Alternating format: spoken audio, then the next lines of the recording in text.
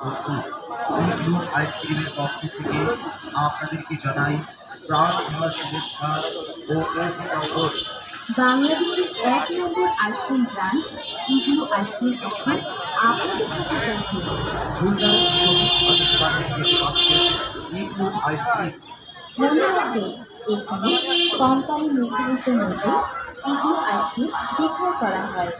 আমাদের কাছে পাবেন cup vanilla, chocolate, already plastic bottle, healthier Coke.